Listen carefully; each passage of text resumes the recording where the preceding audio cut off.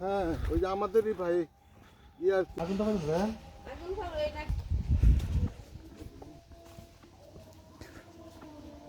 তোরা গেছে না তো বুবু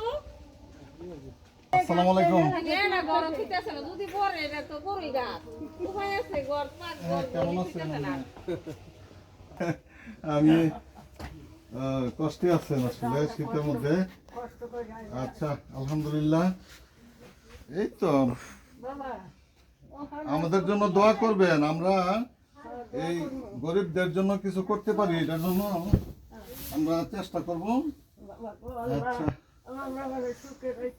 আচ্ছা আলহামদুলিল্লাহ মাশাআল্লাহ হ্যাঁ আসলে আপনাদের জন্য কিছু করতে পারলে ভালো লাগে